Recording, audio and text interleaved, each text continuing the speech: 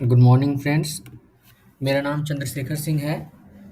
आज के वीडियो में हम लोग सीखेंगे कि किस तरह के वर्डप्रेस को इंस्टॉल करते हैं और किस तरह से वर्डप्रेस से वेबसाइट बनाते हैं। तो बहुत ही इजी मेथड है। सबसे पहले सी पैनल में लॉगिन कर लेना है। एकदम इजी और बहुत ही छोटा वीडियो मैं बनाना चाहूँगा, क्योंकि बहुत बड़ा वीडियो देखने में लोगों को बहुत मुश्किल होता है और छोटा-छोटा स्टेप में मैं वीडियो को रखूँगा। तो सबसे पहले वर्डप्रेस को किस तरह से इंस्टॉल करते हैं ये देख लेते हैं। सबसे पहले सी पैनल में लॉगिन कर लेना है। इसके लिए आपको होस्टिंग लेना पड़ता है, तो आप होस्टिंग के बाद का ये स्टेप है। तो अगर आप होस्टिंग लिए हैं तो सी पैनल का कुछ इस तरह का इंटरफ़ेस होता है। अलग-अलग कंपनी का कुछ अलग इंटरफ़ेस होता है, लेकिन ज़्यादातर में ये रहता है इस तरह का इंटरफ़ेस। और आपको स्क्रिप्ट में जा कर के यहाँ पर बहुत सारे प्लेटफ़ॉर्म है जिसको आप इंस्टॉल कर सकते हैं। ये मैक्सिमम सीएमएस प्लेटफ़ॉर्म है। तो वर्डप्रेस भी एक सीएमएस प्लेटफ़ॉर्म है, तो हम लोग यहाँ से वर्डप्रेस किस तरह से इंस्टॉल करते हैं वो देख रहे हैं। तो हम लोग सबसे पहले वर्डप्रेस को इंस्टॉल करेंगे। तो वर्डप्रेस को इस तरह से क्लिक करेंगे, फिर यहाँ पर ऑप्शन आपको दिखेगा। अब यहाँ इंस्टॉल नाउ पर क्लिक करना है। उसके बाद आपका ये डायरेक्टरी है, मेन डायरेक्टरी है।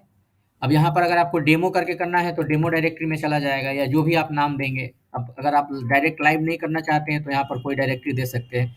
यहाँ पर वे ये वर्डप्रेस का वर्जन दिया हुआ है, तो आप यहाँ से वो चेक कर सकते हैं। तो लेटेस्ट वर्जन पर ही आपको रखना है, पुराना वर्जन करके कोई फ़ायदा नहीं है। तो लेटेस्ट वर्जन पर ही रहने देते हैं। फिर यहाँ पर ये जो पासवर्ड है, पासवर्ड को आप यहाँ शो कर रहा है, आप इसको हाइड भी कर सकते हैं, नया जनरेट कर सकते हैं। तो मैं यहाँ से ये कॉपी कर लिया। कॉपी करके ये अभी यहाँ से को शो करेंगे, फिर कॉपी करने देगा।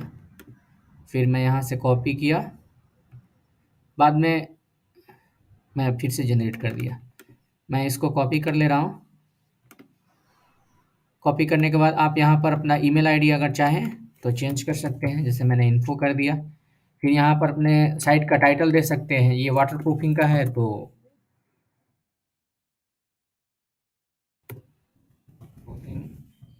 इन बैंगलोर ऐसा कर दिए। आप अपने हिसाब से टाइटल डाल सकते हैं।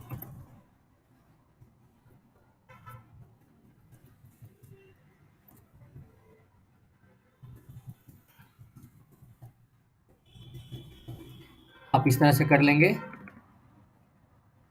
अभी मैं इसको कॉपी कर लिया और अपना पासवर्ड स्ट्रॉन्ग रखना है।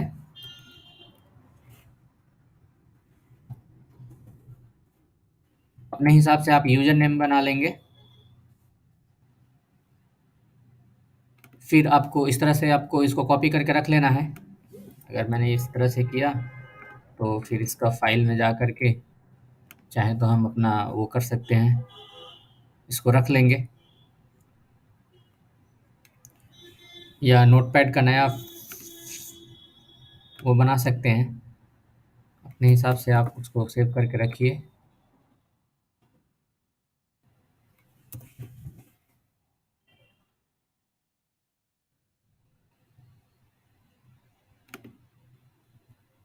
थोड़ा सा सिस्टम मेरा हैंग कर रहा है।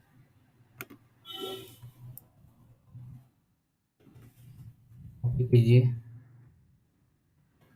नोटपैड में इसको सेव करके रख लीजिए। पासवर्ड को भी सेव करके रख लीजिए इस तरह से।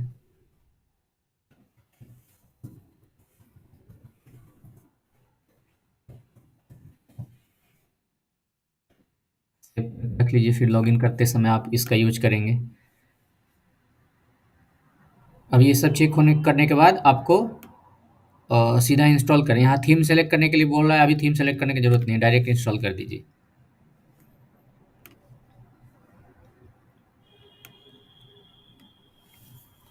इंस्टॉलेशन में ज़्यादा टाइम नहीं लेता है, मुश्किल से 40-50 सेकंड में ये इंस्टॉलेशन हो जाता है। और ये बहुत ही ईजी मेथड है। और भी एक मेथड है जिससे आप कर सकते हैं, वो फाइलज़िला के थ्रू आप अपलोड कर सकते हैं, या वर्डप्रेस को डायरेक्ट उसके वेबसाइट से जा कर के भी डाउनलोड कर सकते हैं। इस तरह से अगर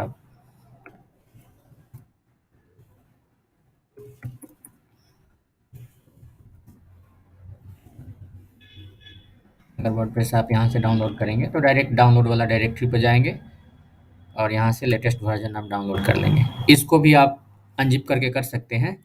तो ये एक प्रोसेस होता है और सबसे ईज़ी प्रोसेस ये होता है। अब यहाँ पर आपका वर्डप्रेस का एडमिन पैनल खुल जाएगा और यहाँ से आप अपना वेबसाइट देख सकते हैं। नॉर्मल जो थीम रहता है वो थीम आपको यहाँ दिखेगा इस तरह से। अभी इसके ऊपर काम करना होगा। तो जो लोग जानते हैं उनके लिए तो ये स्टेप नहीं है, उनके लिए जो एकदम नए हैं जिनको शुरू से सब कुछ सीखना है उनके लिए है ये। अब सबसे पहला काम रहता है इसमें थीम का इंस्टॉलेशन। आप यहाँ जाएँगे थीम, मैं जो ज़्यादातर थीम यूज़ करता हूँ, यहाँ 4 थीम दिए हुए हैं। इनको आप चाहें तो रख सकते हैं या आप उनको एक-एक करके डिलीट भी कर सकते हैं। यहाँ से डिलीट करने का प्रोसेस रहता है। तो जब ज़रूरत नहीं है तो इनको रख के कोई फ़ायदा नहीं है, डिलीट कर देना चाहिए। क्योंकि इससे वेबसाइट का स्पीड स्लो होगा, बार-बार इसको अपडेट करने के लिए बोलेगा, तो ज़रूरत नहीं है इन सब का। तो अभी फ़िलहाल मैं नया थीम लूँगा, तो ऐड न्यू पर जाएँगे। ऐड न्यू पर जाकर के आपको थीम चूज़ करना है। तो मैं जो थीम यूज़ करता हूँ, ये मेरे लिए बेस्ट थीम है, मैं इस पर ज़्यादातर काम करता हूँ। तो इसको कर लेना है।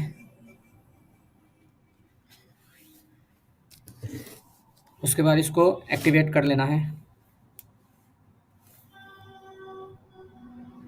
अब ये मेरा जो एक्टिव थीम है ये है। अभी इसको चेक करेंगे तो कुछ इस तरह से दिखेगा। पहले इस तरह से दिख रहा था, अभी इस तरह से दिखेगा। तो अभी मेन यहाँ पर जो काम है, आपको हेडर बनाना और फुटर बनाना है। तो ये एक नेक्स्ट स्टेप है। उसके बाद यहाँ से मेनू बनाना है। तो सब एक-एक करके आपको सीखना होगा। मेनू बनाना है तो जो सब मेनू बनाने के लिए सबसे पहले आपको पेज चाहिए, तो पेज बनाते हैं। वीडियो लंबा नहीं है इसलिए मैं छोटा-छोटा करके बनाऊँगा। मैं पार्ट बाय पार्ट करके इसको बनाऊँगा। आप पूरा देख सकते हैं एक-एक करके और बहुत ही ईज़ी होगा। ज़्यादा वीडियो को लेंदी करके कोई फ़ायदा नहीं है। लोगों को ईज़ी तरीके से बता देना है किस तरह से होगा। पहले मैं होम का पेज क्रिएट कर लिया। फिर आप यहाँ जाएँ और यहाँ पर जा कर के देखिए ऑल पेजेज, यहाँ डायरेक्ट न्यू टैब करके आप जितना पेज बनाना है उसको ओपन कर लीजिए। अब देखिए मैं इनको कर दूंगा अबाउट अस। ज़्यादातर ये सब पेज यूज होता है, वही सब पेज मैं कर रहा हूँ। कॉन्टैक्ट अस,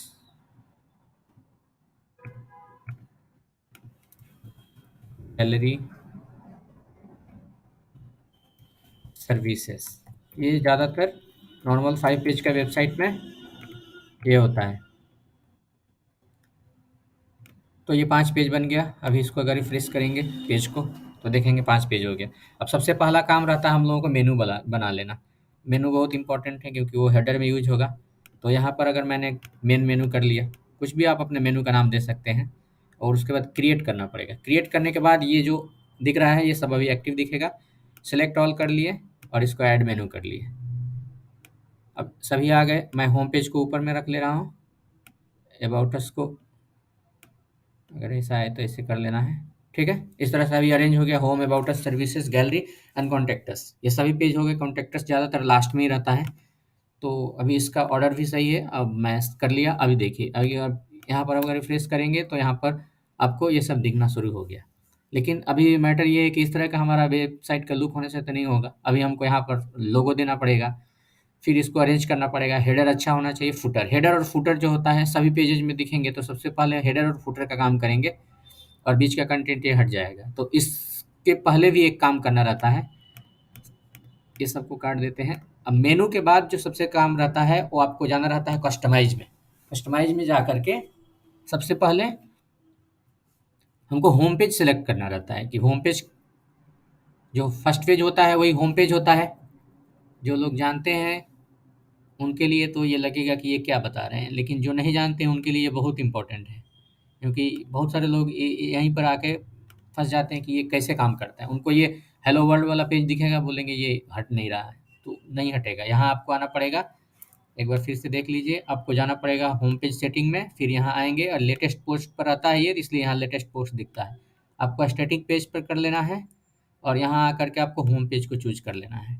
पोस्ट वाले पर आप ब्लॉग का अगर है तो आप करते हैं, नहीं तो इसको रहने देना है, कोई प्रॉब्लम नहीं है। इस तरह से करके आपको पब्लिश कर लेना है। पब्लिश करने के बाद आपको इस तरह से दिखेगा। अब ये होम लिखा आएगा। अभी अब इसके ऊपर कंटेंट आएँगे, स्लाइडर आएँगे, बहुत सारा कुछ होगा। पूरा पेज को ही डिज़ाइन किया जाएगा और एकदम ये स्टार्ट से बना रहे हैं, तो यहाँ पर आपको कुछ भी नहीं है।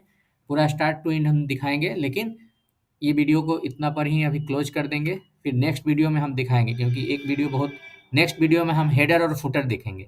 तो अभी तक फ़िलहाल इतना ही देखते हैं। Thanks for watching.